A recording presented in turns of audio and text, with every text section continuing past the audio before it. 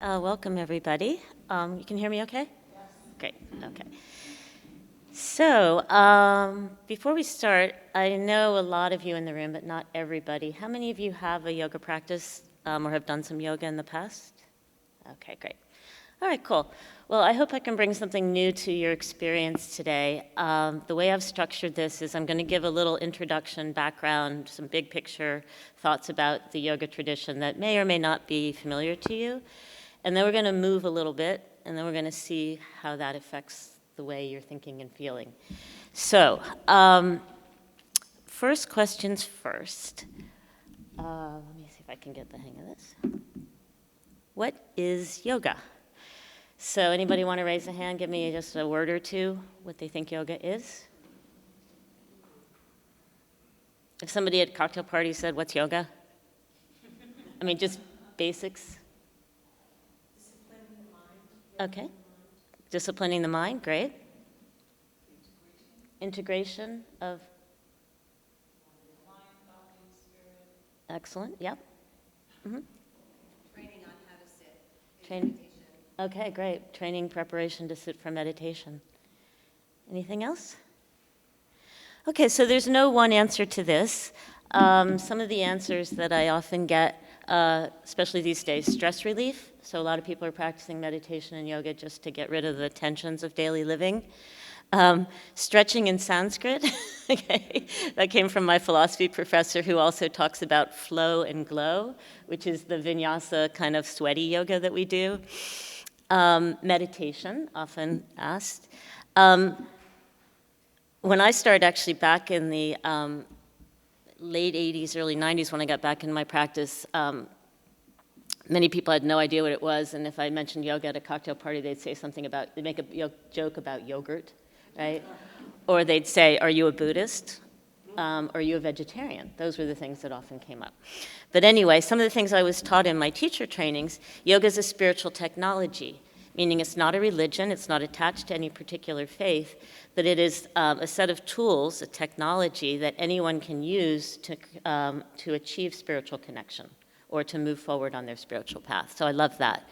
My dad hit me with this one night. He said, so is yoga a mystical path? And we had never really talked about anything about my yoga because he's a very Western-trained psychiatrist, all in his brain. And the way he said it, I immediately said, oh, no. No.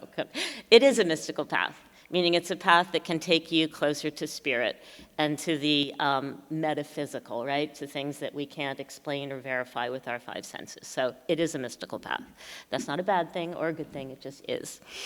Something people do on retreats, okay? You see, oh yeah, I'm going on a yoga retreat, right? So someone who's really out of the woods on this wouldn't know anything. And then something to do with Buddhism, which is kind of true, but you really want to think of Buddhism and yoga as two parallel paths. They're not actually the same. They have different views of whether there is a deity or a higher spirit or not. But they grew up in the same geographic region, and the original yogi, the original Buddha was a yogi. So he had the tradition of yoga under his belt before he had his own enlightenment. So there is crossover. By the way, I'm going to leave a little time for Q&A at the end, but if any burning questions come up along the way, please raise a hand because I know it's easy to lose the thread later. Okay, so yoga can be any of the above.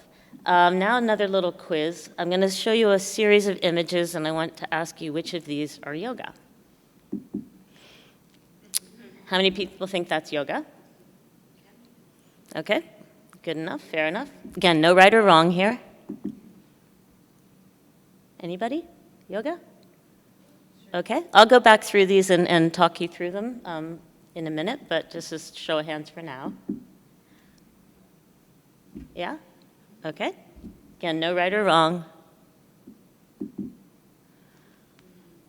If you're not sure of the image, this is Gandhi leading the Salt March across India. Okay. Soup kitchen, serving in a soup kitchen. Okay. I will tie these together, I promise. Okay, so that's our series. So the answer is yes, they are all yoga. This is called Hatha Yoga, the practice that most people are familiar with. That just happens to be, I love the extreme image. It's a hot yoga Bikram class somewhere in LA, thousands of people. But yes, this is most commonly what people think of as yoga these days, is postures on mats, often in group settings. Okay, second one, yes, this is yoga because there is a branch of yoga called Bhakti Yoga, which is prayer and devotional practices to a specific deity that has a name or a face. So you have the Madonna up there, the mother and child, so this would count as Bhakti Yoga. It's a Catholic image, but there you are. As I said, yoga not attached to any particular religion. The chakras are energy stations along the spine that govern different aspects of our personalities and our experience. And we'll talk about yoga being the movement of energy. The main energy channel in the body is up the spine, and you'll see the chakras are located along the spine. So definitely part of the yoga anatomy. Action in the world. So yoga has two traditions, swamis or monks, renunciates, who live in ashrams and wear yellow or saffron-colored robes, orange robes. And then there's the yoga out in the world, the yoga of householders like ourselves, who have jobs, mortgages, kids, all that, right? And political views, right? Who find themselves enmeshed in history. So Gandhi was a yogi, and he took the practices of yoga, specifically the practice of ahimsa, a non-harming, as a way of peaceful protest. So this was a march against some of the oppressive practices of colonialism. So definitely yoga off the mat. There's a branch of yoga called karma yoga. Karma simply means action, but karma yoga refers to selfless service. So good that we do for others with no clear benefit to ourselves. So any sort of charitable endeavors or volunteer work, helping those less fortunate, definitely part of the yoga path.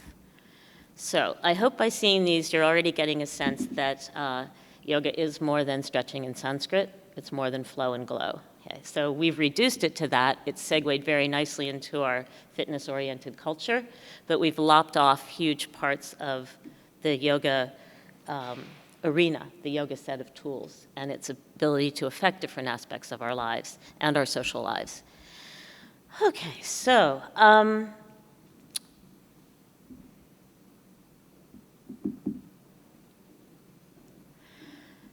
yoga is somehow related to the Hindu religion. This is where people get confused. If you were listening to the chanting that I put on when you came in, they were mentioning the names of of Hindu gods and goddesses.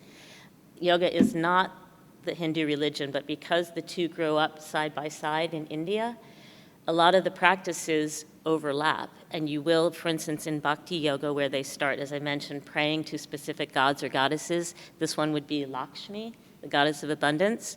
All those gods and goddesses were imported from the Hindu religion because that's what they had available to them at that time. So if you hear chanting to Om Namah Shivaya, or Sitaram, or Hanuman, or Hare Krishna, these are all Hindu deities that the yogis kind of appropriated for their own philosophy and their own practices.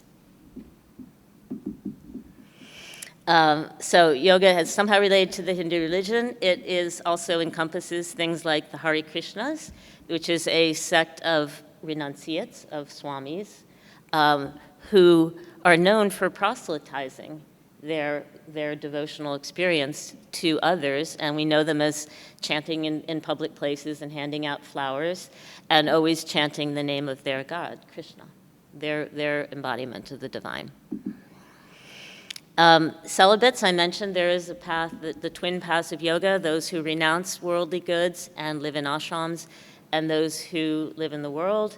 There's also a specific yogic diet. It's lacto-vegetarian, meaning dairy-based vegetarianism, is prescribed in one of the yoga texts from the Middle Ages of our period, the Hatha Yoga Pradipika. It is also physical exercise. There's me in my Ashtanga days. One of my teachers at this point in my life, he used to, I'd come in for morning practice, and he was more of a meditator, and he would say, "So, how's the gymnastics going, Lois?" Yeah. But the physical component is extremely important, and it's what brought me in and what kept me in. And it is absolutely, as someone mentioned, seated meditation. And there are schools of yoga where the whole point of yoga, the whole goal of the physical practice is to align the body so that you can comfortably sit, ideally in lotus position, for long periods of time. Lotus, not because it's a pretty pose, but because it's actually when you cross your ankles that way, it creates the most stable base so that you can sit with the greatest ease, if you have the flexibility. If you don't, you're going to be extremely uncomfortable and potentially blow out a knee. So not everybody was designed to do this pose or ever will, but just know that everything that we do in terms of physical exercise in yoga is highly functional. It's not just contorted forms for, well, think of something like ballet. Ballet is done, the forms were created for the sheer beauty. Yoga is actually physical therapy. It's meant to make your body function better. So if a pose is ever uncomfortable or doesn't feel right, something hurts in a, ask your teacher, right? Because there should not be pain in our practice. This you may not be as familiar with. If you've been to India, you probably see very elaborate worship ceremonies going on in public temples and at small little roadside, we call them, a puja is an altar. So it's a sacred spot where you collect things of meaning, put up icons of your teacher, so forth. So yoga puja is just a yoga worship ceremony, which might involve burning ghee, burning clarified butter to make flame, throwing flowers, creating offerings of food, hours and hours of sitting and chanting, Vedic chants, ancient chants. The Indians have a remarkable ability to memorize and to regurgitate hundreds of thousands of verses, so that can be also part of yoga. Chanting. So anybody know Krishna Das, for instance? They play his music a lot in yaps, and some of the chanting I played at the beginning. So the repetition of a god or goddess's name or the words of a Sanskrit prayer over and over as a way to lull the mind into a quiet place, super helpful for people with busy brains like mine. I do much better at chanting than just sitting with meditation because it gives my, my vibration something to focus on. Another form of using words is, or sounds rather, is to repeat a mantra over and over again. Om Namah Shivaya, Om Namah Shivaya, Om Shanti, Om Shanti. And the Indians have their own version of what the Catholics call a rosary bead, right? A rosary necklace. So these are called mala beads. A mala is a garland, and they're typically carved. This one is not so clear, but they're carved as like little wooden flowers or crystal flowers, and there are 108 of them. And you repeat your mantra just like you would say the Hail Mary. You'd say, Om Namah Shivaya, rub one. Om Namah Shivaya, rub the next, and go all the, oh, can't hear me? Sorry. Okay, yeah, sorry. Okay, better.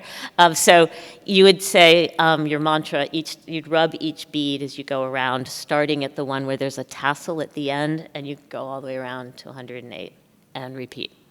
So another form of yoga that I don't see practiced that often. Really great if you're waiting for the jitney or online at Trader Joe's or whatever, right, to have your beads on and do a little quiet stand-up meditation. And then obviously yoga asana, which as I mentioned is the most familiar. Asana just is translated usually as posture. So all the things we do on the mats, whether very athletic or less so, but still using the body and the breath. I talked about the two different paths, yeah. So the yoga renunciates, the men, mostly men it was, who would be outliers to society, either live in ashrams or just live in the wilderness. They're famous for being up in the Himalayas and the high mountains and practicing seated meditation and being able to control the heat of their bodies so much that they could melt the snow around them. But often very emaciated like this. And often wandering sadhus, wandering homeless, and just would put out begging bowls and be served by the community, recognized as like holy beings. Okay, so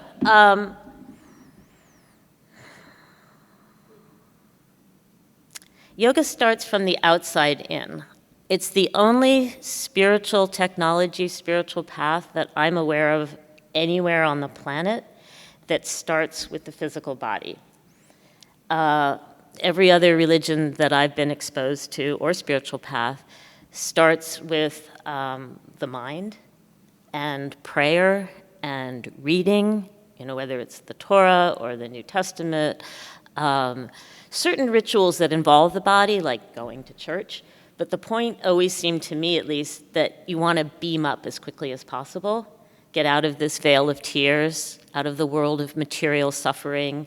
The Buddhists call it like the karmic wheel, right? The point of meditation in Buddhism is to eventually transcend that birth and rebirth cycle so that you can disappear entirely from this world. Yoga does take you to a place where you will dematerialize, but it absolutely starts with the body, starts at the physical level. In fact, it even starts outside the body. Let me see if I can get ahead here. Yeah, oh, perfect, okay. So I wanted to try to get through this talk without downloading a gazillion Sanskrit words into your brains. So I put the pictures up to try to bypass some of the words. You do not need to recall any of this. If you would like access to my PDF afterward, I can forward the images to you for retention. But the point of this picture, within the outermost body, then you have what's called, so you have the food body, the outer body, then you have the energy body. Then you have, the next one in is called the Manomaya Kosha. This is the part of the mind that we'd call it like lizard brain. It's what takes in sense impressions and just responds, what's the word I'm looking for?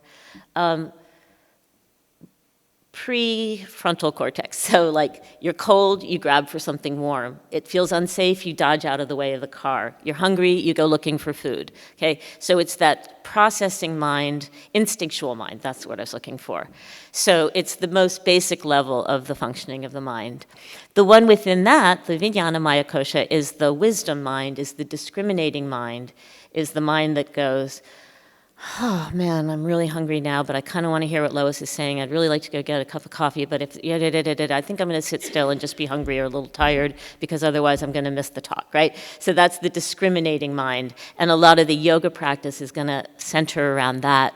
Somebody mentioned disciplining the mind as one of the features of yoga or one of the goals of yoga, and yes, they want to get us out of the busyness, out of the distractions of the world, so that we can get to a quieter, deeper place within. And in order to do that, we have to make choices about the quality of thoughts that we engage.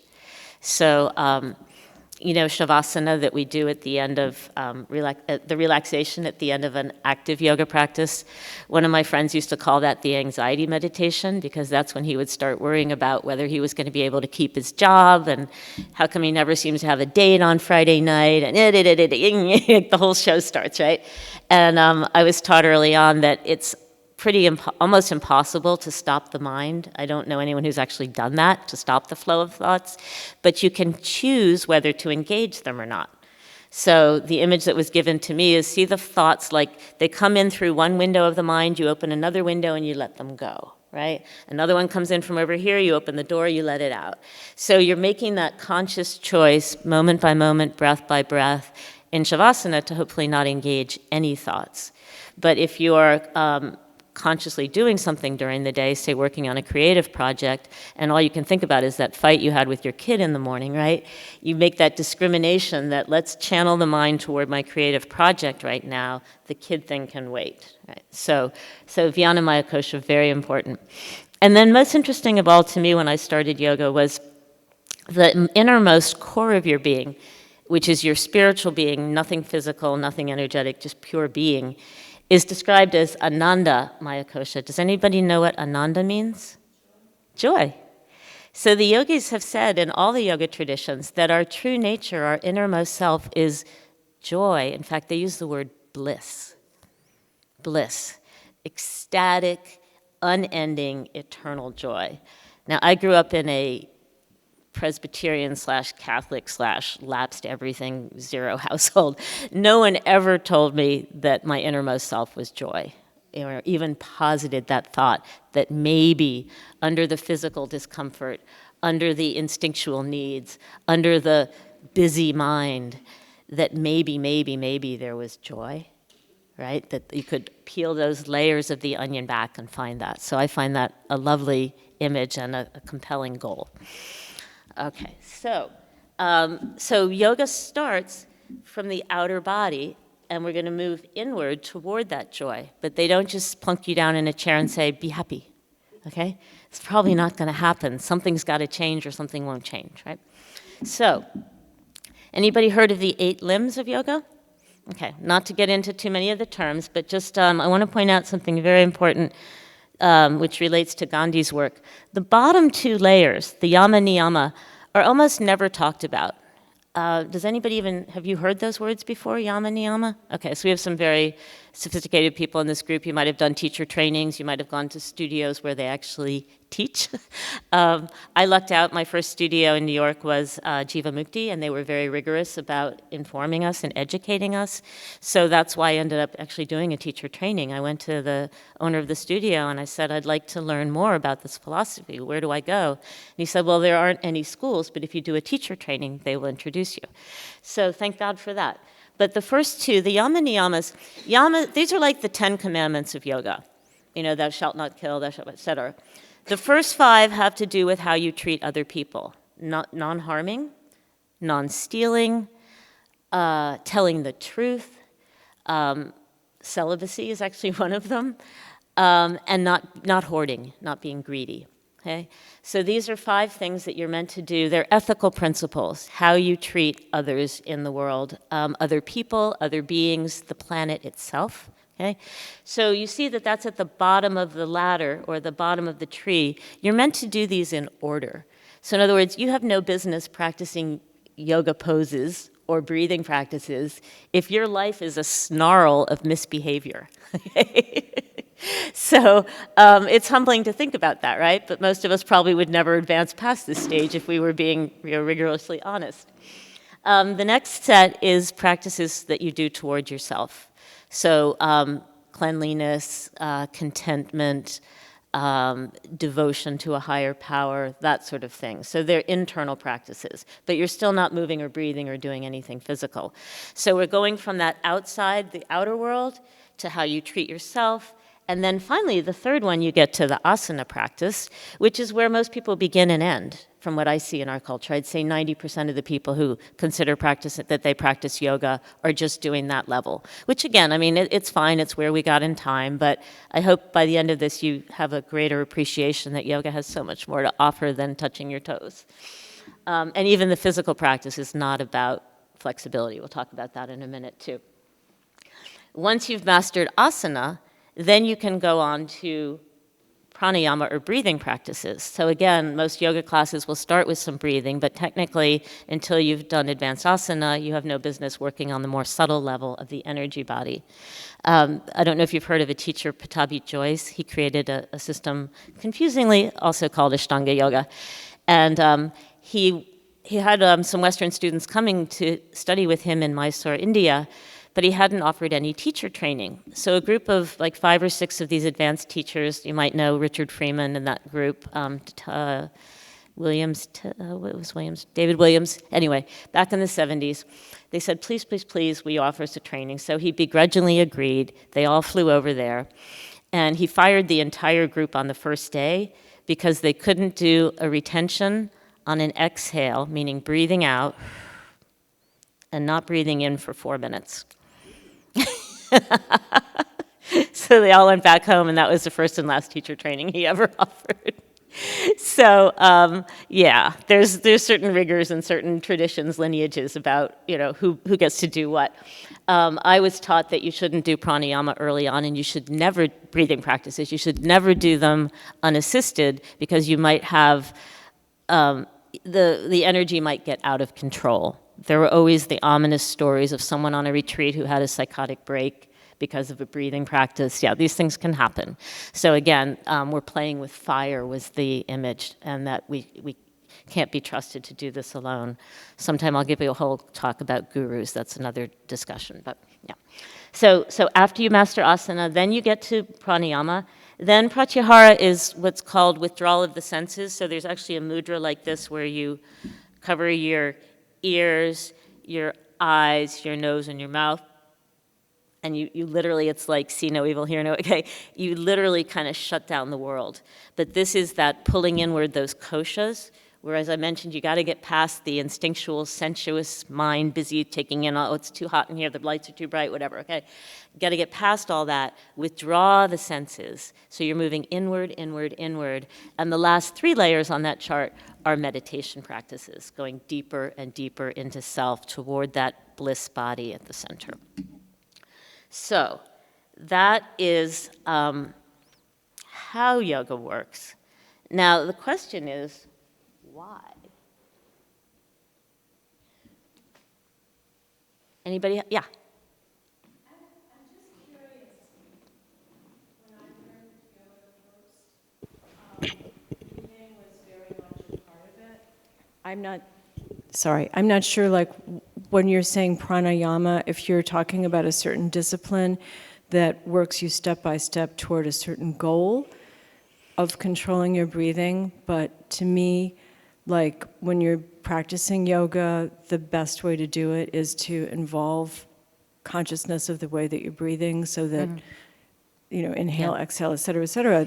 How are those two things switched with the asanas? I'm a little confused by that. Okay, so there is a breathing practice called Ujjayi breath, which is a pranayama. It's the breath that we do use with our yoga practice. It's inhaling and exhaling through the nose with a slight contraction of the back of the throat. So you make that Darth Vader kind of a whispery sound with the breath. Yeah. Now that is a little bit of a contradiction in the neatness of the chart, because you are doing that pranayama, that breathing practice, with your asana. But to answer your question, is there a certain sequence of other breathing practices? No, there are many different breathing practices. There's the most famous one, alternate nostril, which we might do today. Then there's one where you just breathe in through one nostril, out through the other, in, out, in, out. There are the ones where you do like a, I think that's called sitali, where it's kind of a sipping in and out. There's one where you put your tongue to the top of your, back of your top teeth, and breathe in and out. There are ones where you make sounds like a humming bee. They all have different goals. Oh, and there's a whole series of retentions, like retaining, taking a breath into the belly, then the chest, then the upper chest, and then releasing out. That's called viloma. They all have different energetic effects on the body, and they would be done at different times for different effects. So there's not a hierarchy of those practices. It's like a set of recipes that you would use to produce different kinds of food for different needs. Yeah, so that's clear? Okay, yeah. And also, when you do asanas or asanas, you breathe, maybe that's what April was saying, but there's a way to breathe to do it properly, right? Right. And that may not have to do with pranayama, but if you're breathing in when you're making one movement and you're breathing out when you do the next movement, even if it's cat-cow or something, right? Right, yeah. Yes, and just to be clear, Ujjayi breath that we use that I just described, with in and out through the nose with the contraction of the throat, that is a pranayama. That is a breathing practice, and it is one that we use in asana. And then what you're talking about is syncing up the movement of the breath with the movement of the body. Inhale, arms up overhead. Exhale, bow forward. Yes, that's called, that linking of the two things of body and movement is called vinyasa. That is a specific way of controlling the breath or channeling the breath. So yeah, I admit that there is a contradiction here, even in the neatest attempt to put up the 8 limbs as separate things, that you do have a pranayama going on during asana. But welcome to the world of Indian philosophy, and yoga in particular. There are contradictions and disputes and inconsistencies everywhere you turn. So even attempts to map this out really clearly doesn't hold still for too long. So good questions, by the way. So what is the goal of yoga? Anybody have a thought? Simple answer? Well-being, clarity, centering. Grounding. Alignment of the body. Yeah, okay. Happiness, good. Bliss, yeah. Any others? Opening the channels. What channels of what? The meridians, the channels of energy.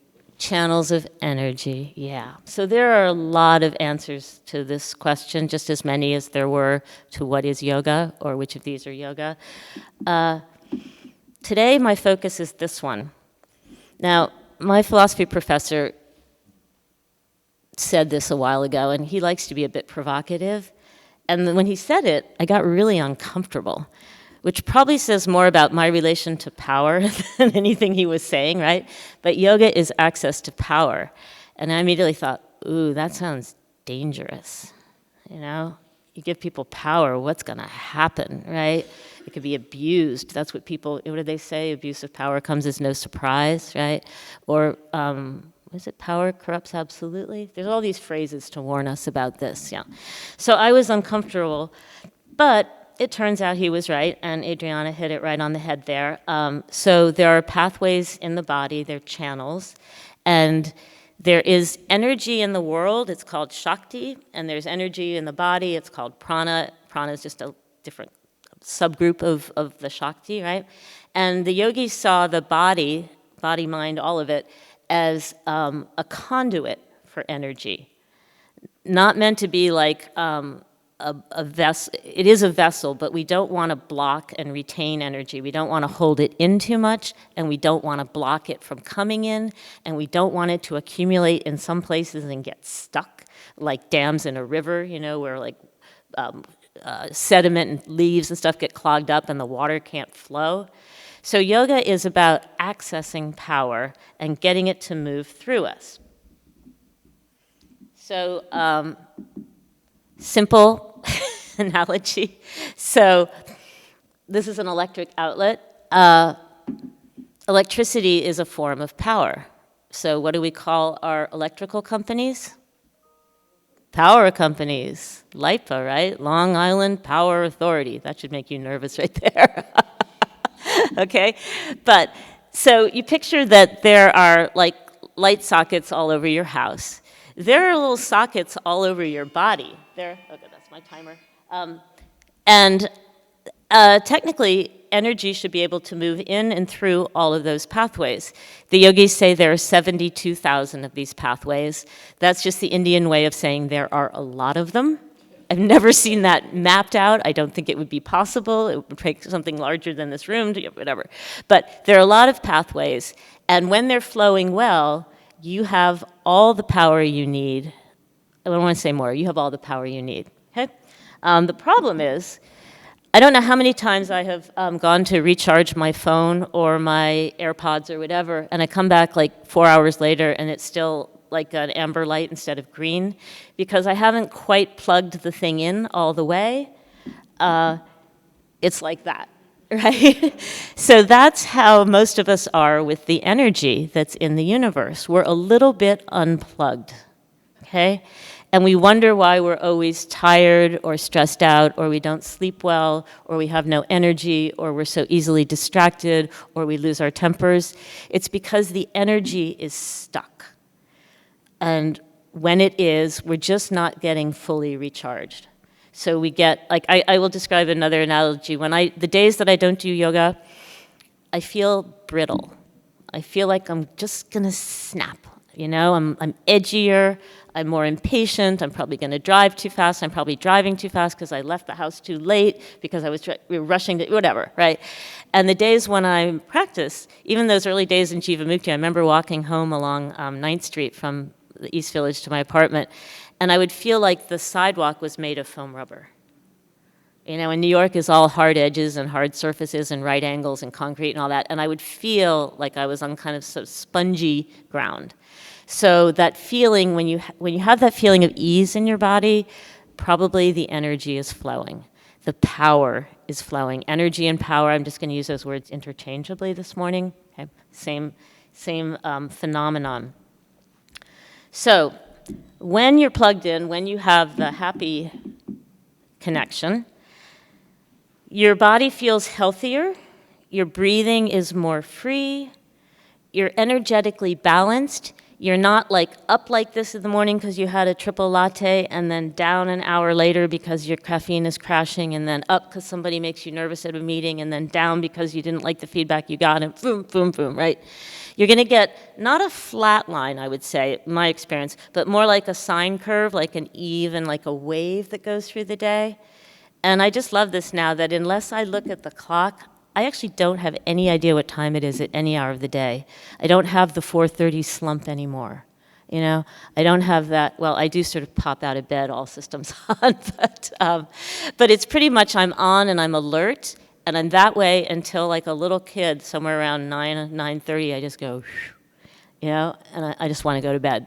And it's not a big drama, okay? I'm still not the greatest sleeper, but it's gotten better. But anyway, when the energy is flowing, there should be a feeling of energetic balance, calm yet alert, not wired and tired. We have clearer and expanded consciousness. We can think outside the box of our own little worries, concerns, obsessions, preoccupations, troubles, right? We can see more clearly, we see more broadly. And then there's that connection to what the yogis would call the higher self, to spirit, to the thing that unites us all, so less feeling of being apart from and more being a part of. So all results of the energy coming through. Now, last thing I'm going to say before we start moving is that you can get so much power from yoga that you can develop what are called siddhis, which are supernatural powers or paranormal powers. And some of these include being able to grow to the size of the universe or shrink to the size of an atom, to be in two places at once, to be able to see the future, to be very, very light. So you know the stories about yogis levitating? Okay. So there are all these extraordinary powers that one can apparently cultivate through practice. And the point is, well, why? If you want to read this in detail, there's a book called Autobiography of a Yogi. And it's the story of a young man who went searching for a teacher. And he went through one false teacher after another. And the way he would often identify that they were not true gurus is that they would use these special powers to show off, you know, to preen their superpowers, their extraordinary energies out of pride, to show their superiority to others. And so he went looking for someone who was just authentic and didn't need to prove themselves in that way. But obviously these powers could also be abused. And by the way, when they say like grow to the size of the universe, you can take that as a metaphor, meaning you can become as big as you choose to be, want to be. Okay? So there are situations in which someone needs to be the leader, so you can step up to the plate and be confident that if you're well established in your practice, you can have an effect on a lot of people in a lot of places at once. Other situations, it's appropriate to be very, very small, the size of an atom. Your viewpoint is not being requested, okay? You're probably going to make a mess of things if you interfere in a given situation, right? There's a time to be the fly on the wall, okay? The clairvoyance one I've played with a lot, like how do we see the future? How do yogis know the future? My simple take on that is that there's something called karma, cause and effect, right? You do something, you get this result. You do something else, you get that result.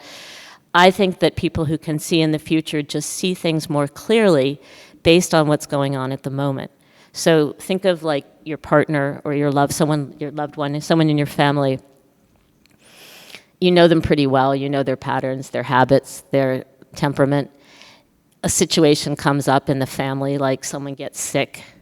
Like my mom now. My dad passed away last year, and my mom is in a wheelchair. And I could tell, even before my dad passed, what role each of us was going to take in caring for my mom. I knew my brother was going to be there every single day, doing everything he needed to do without, question. I knew my sister and I were going to be dodging and weaving. I'm a little too far away geographically. She's got 5 dogs. And I could see how this whole thing was going to play out. And it actually has played out that way, right? But I see my sister and I trying harder to be more like my brother. But anyway, being able to see the future is just being really clear about what's going on right now and your experience of how people have situations have gone in the past, right? So that clairvoyance is something you get when your mind gets clearer. How do you see things more clearly? You get out of your own stuff.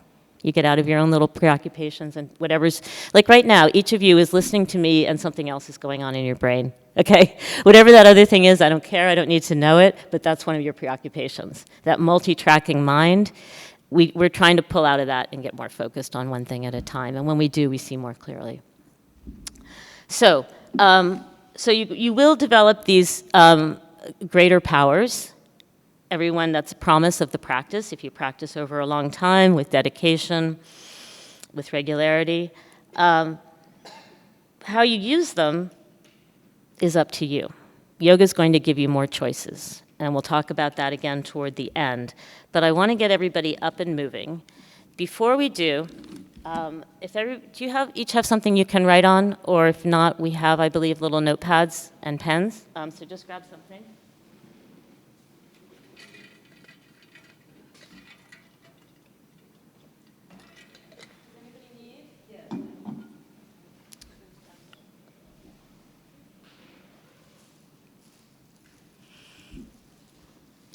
So there's the word city, by the way, if anybody wanted the spelling. Okay, so simple notions. Practice is going to change you. You've probably heard the move a muscle, change a thought. If not, remember it on a day when you're having negative thoughts, get up and move around, things will change. And what you practice, you get good at. So my favorite YouTube guru is this guy named Joe Dispenza, and he says that all the time, and it's so obvious, right? Whatever you practice, you get good at. So if you want to practice positive thinking or touching your toes or riding a bicycle or playing the piano, what you practice, you get good at. All right, so some questions. Oops. Okay, so as I mentioned, there's the path widening. I will get to the other one in a minute. The reason we're going to start moving is that yoga, the word yoga means to yoke, not like an egg yolk, but to yoke, to tie things together. So like two oxen are yoked together to pull a cart. So yoga is not yoga unless there's a philosophy, meaning a point, why are we doing it, and a practice, a thought and an action. So what I've posited this morning to you is that yoga is about access to power. That's the why, the philosophy. And now we're going to do some practices to see if we can bring that about. Okay? So no practice, it's not yoga. No philosophy, it's not yoga. It's got to be both. Okay. Oops. This is not in order. A sec. I'm missing a slide.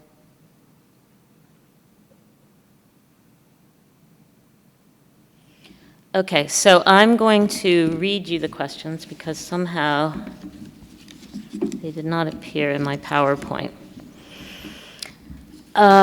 First question is,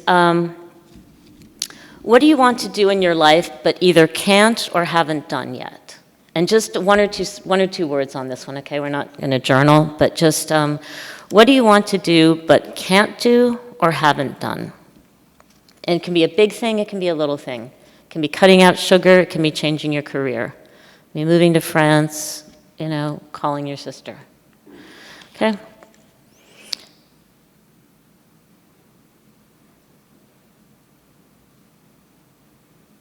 Second question, what's holding you back?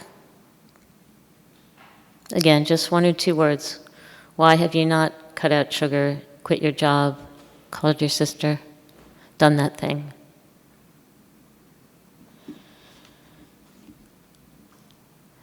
It could be fear, busyness, concern that you'll fail, wondering about the reaction, whatever. And then third question, what are you lacking or needing that you don't have? Have you not done this because you don't have the money, you don't have the time, you don't have the energy, whatever, okay? So what do you want to do but haven't? What's holding you back? And what are you lacking or in need of that you don't have?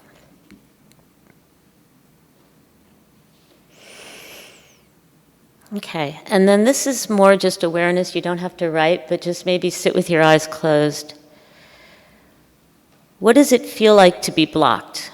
Like when you think about that thing that you're not doing, what does it feel like to be blocked in your physical body? In your breath? How is that block affecting your ability to breathe? If it is, just noticing, no right or wrong. And how does it feel in the mind and heart to be blocked? What mood does that put you in? What kind of thoughts are generated by that sense of immobility, stuckness? Second question, how long have you felt this way? Is this something recent, or has this been going on for weeks or months or years or as far back as you can remember? So how long have you felt this way? And then final question, what does your future look like from that state? So if you're in a state of blocked, or I'd call it contraction, how does the future look? Yeah, if this goes on and on, what does your life look like 5 minutes from now, tomorrow, next week, next year? Okay, and then you can put your pads away, and I'm just going to do a little check-in, little body scan. So just take a moment and notice how your body feels at this moment. Is it tense? Is it stiff? Is it weak? Are you getting sleepy because I've had you sit too long? Are you agitated? Do you want to get up and move? Just notice how the body feels. Maybe different parts of the body, hips, shoulders, neck, face, jaw. So body scan, just to notice.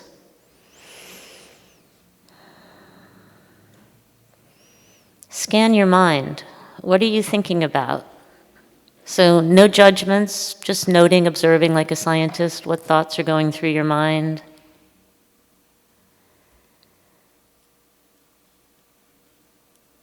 What kind of mood are you in? Are you bored? Are you skeptical? Are you distracted? Are you resistant? Are you happy? What kind of mood? And then finally your energy. Agitated?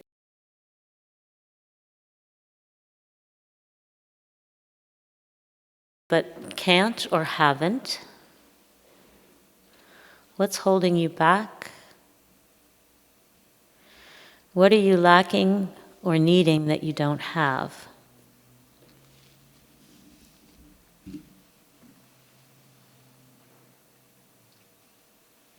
And then picking up your pen and your paper.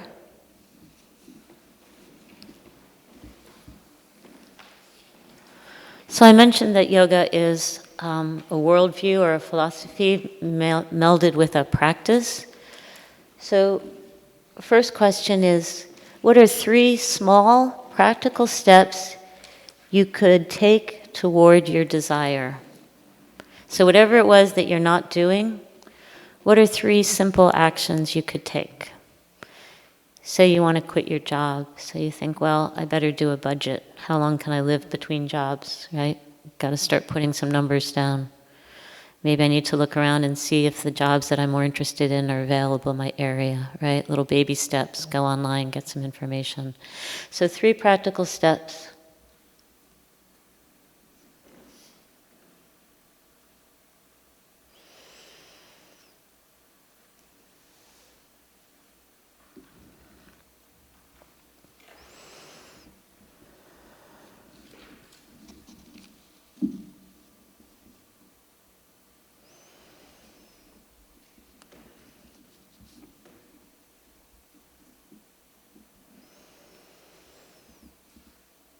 And then write out how you could start doing those things today, even just one of them.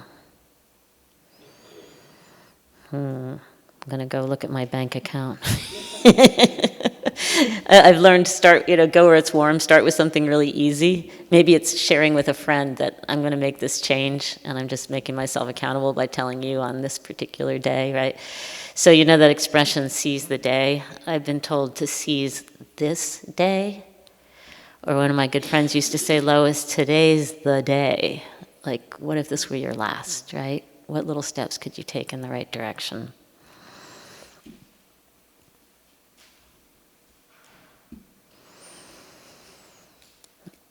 So it's one thing to be conscious and make lists. It's another thing to feel it. So the last part of this is I want you to just close your eyes and picture yourself actually moving one practice at a time, one step at a time toward that goal. Bless you.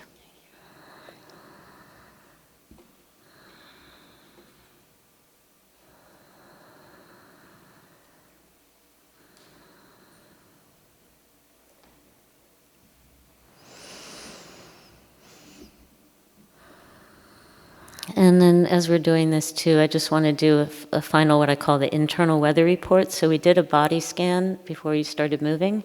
So if you can just sit quietly and take another scan of the body, notice if the body feels different than it did. Remember whatever adjectives you used before, tired, weak, stiff, agitated, calm, whatever. What's it like now? What's moved? What's going on in the mind? Quality of thoughts, maybe different topic, maybe you're on the same subject, but there's a little more play, or not. Maybe there hasn't been much move. Yoga can affect all of the layers of our being, or just one or two. Each practice is different. Scan the heart. What kind of mood are you in?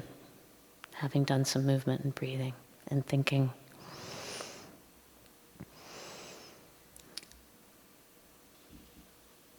And then again, tired, calm, alert. How's your energy?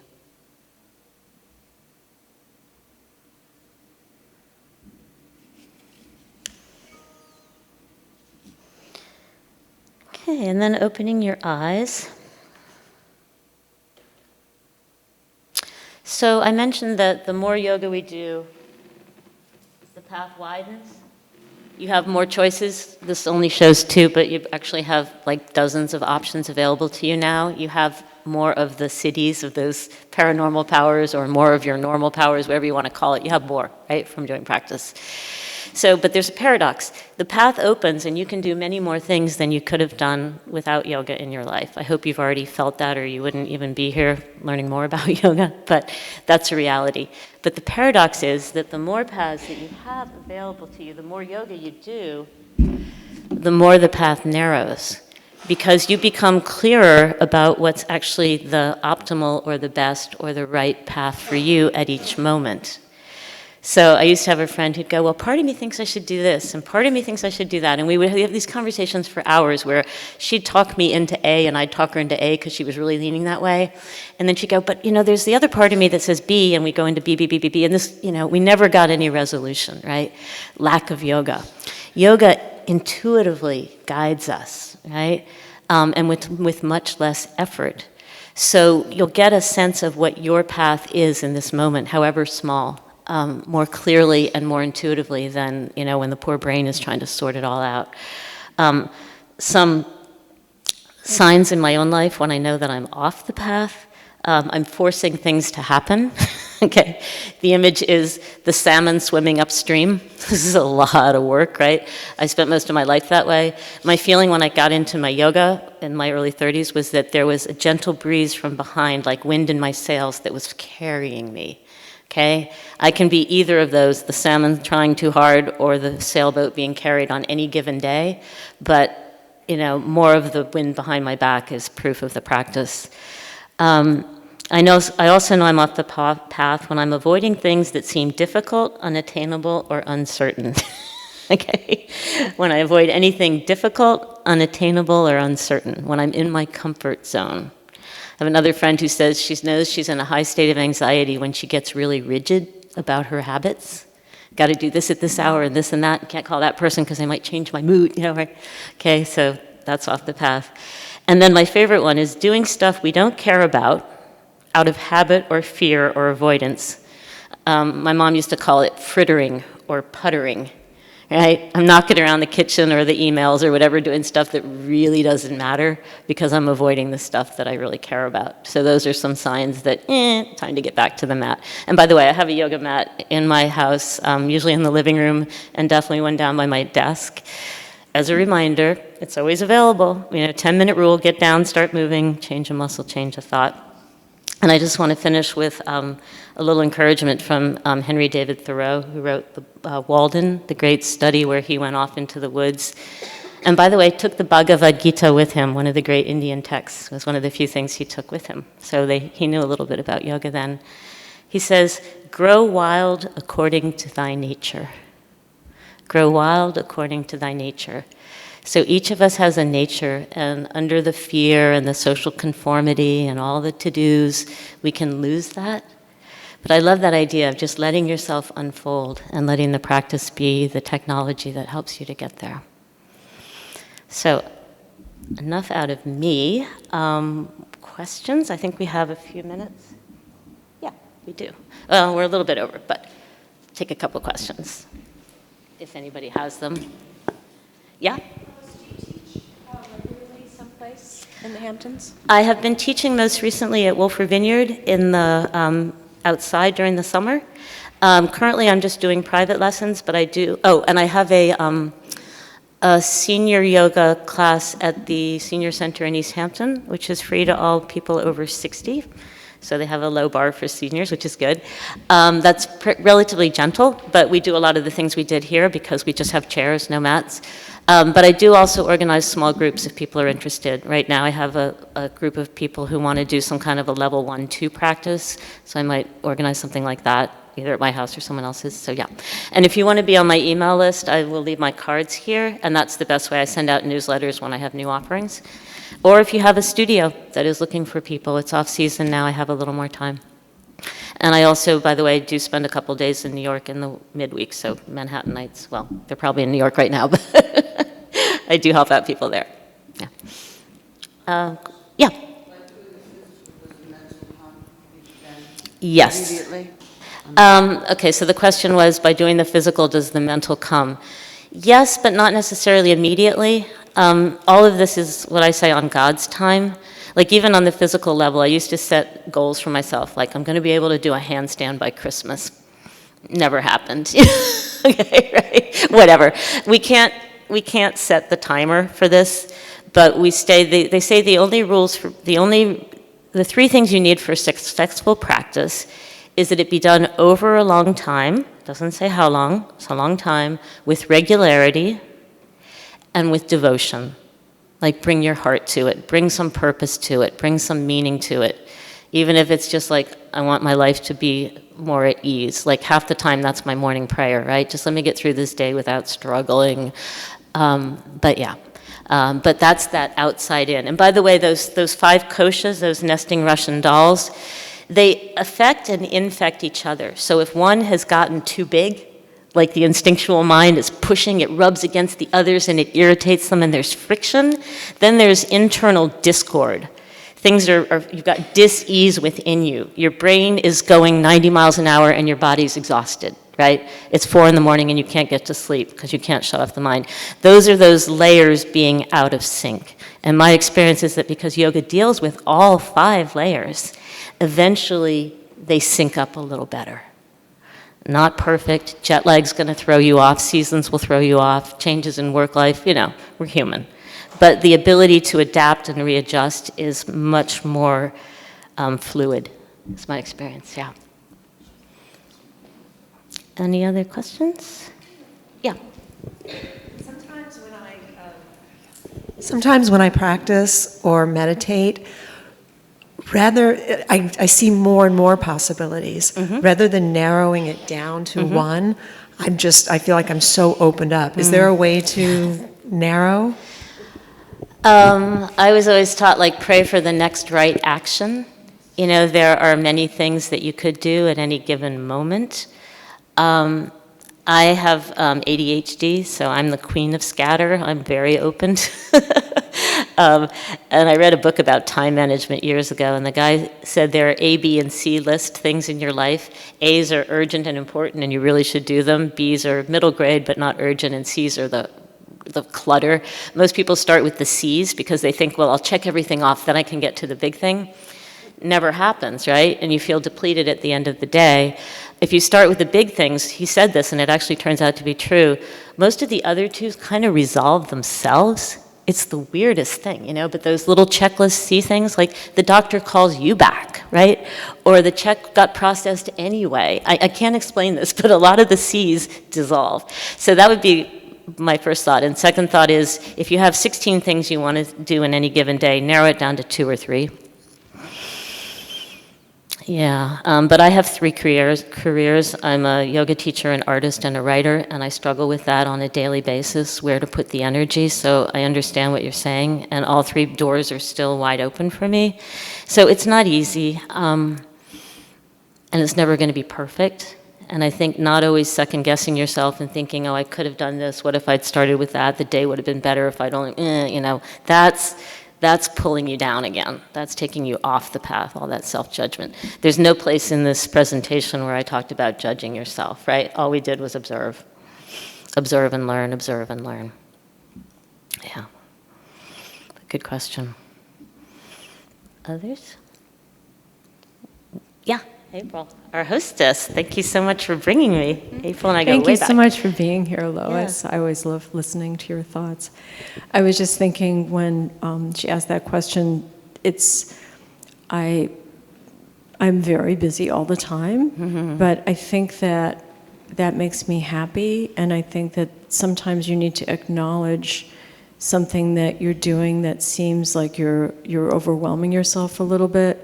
But is this something that's for you a rich and fulfilling thing? And then realize that the time you're making for it is important, so that you don't make yourself anxious about it. Like, let yourself be the person that you are.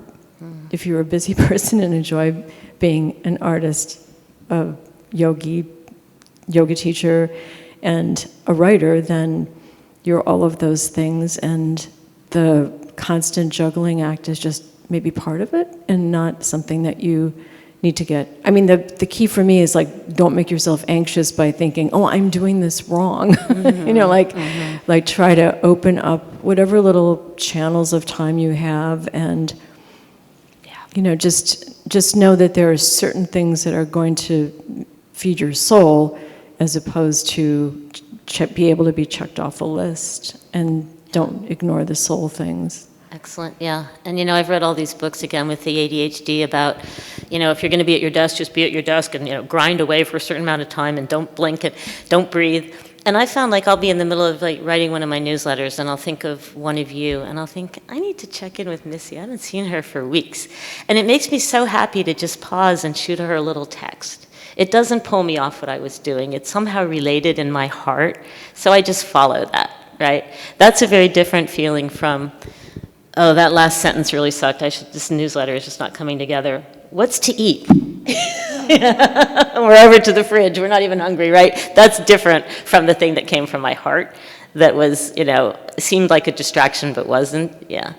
Yeah, and by the way, April, I'm just amazed at, so April Gornick runs this space among many other charitable activities and cultural social good, and has an artistic practice. So she's a living proof that this can be done, but she's also a devoted yogi and meditator, so I'm sure the tools have helped you with all that. Yoga is the one thing I will not skip ever, every day. So when you said, like, days that you skip yoga, and I was like, what, you do?